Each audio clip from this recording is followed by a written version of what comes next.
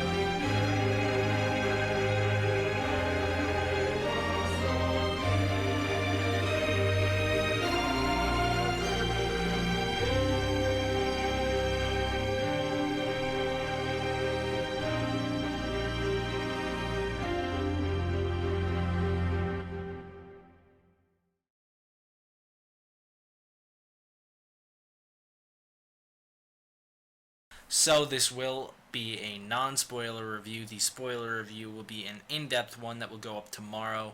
But a non-spoiler review is going to be a little bit of a tricky thing to do because there is so much that is just it's just so different in this movie that it's really hard to talk about without spoiling anything. And I guess really that's the biggest thing to say about this movie. For anyone who's worried about this movie, for anyone who doesn't know if they should see it or not, I would definitely recommend it if you're a Godzilla fan, but do know it is way different than anything you've ever seen before.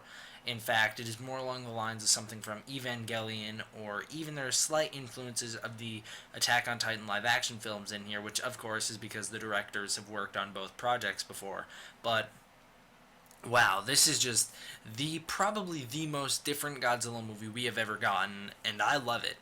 So, a non spoiler review goes something like this. Um, we have our pretty much three main characters. We have a fourth, kind of really big character that plays a big role in the movie. And these characters are Yaguchi, our main protagonist, Hideki, and Kyoko. Now, the other big character in this movie is the Prime Minister, although his role is not as prominent as the other three. Now, this movie is pretty much following the story of Yaguchi as he basically tracks this incident of this unknown creature coming on land, destroying a lot of things, and rampaging through Tokyo. It is basically, at the most simplistic form, that's what the movie is. It is about our protagonist Iguchi trying to keep Japan in order. He's a Japanese official, he's a government worker, so this movie is really heavily influenced on the government side of things, on the political side of things. So at the most simplistic rundown version of what this movie is, that's what it is. It is Yaguchi trying to figure out what's going on with this giant monster. Now, of course, we all know that this giant monster is the one, the only Godzilla. And wow, Godzilla is amazing in this movie. Every time he is on screen, you feel him on screen. You can feel that presence. It is just an amazing movie. And once again, keeping it non-spoilers, there are a lot of changes in here. Some of them I disagree with very strongly, and we will talk about that in the spoilers review. Now, there are some pacing issues with this movie, just for anyone wondering. There are some pacing issues, and there are quite a bit of changes which really throw this movie off, and those are the only two complaints I have about this.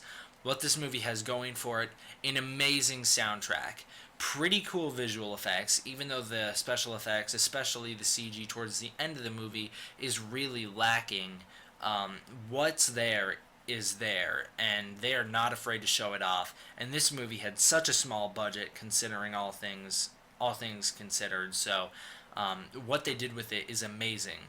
So, the visual effects, the story is there, the characters are there, and they are great. Godzilla, of course, is there. He is by far the best part of this movie, and really, I think almost every element of Shin Gojira comes together and works really, really, really, really well. Now, I'm torn over what to give this movie.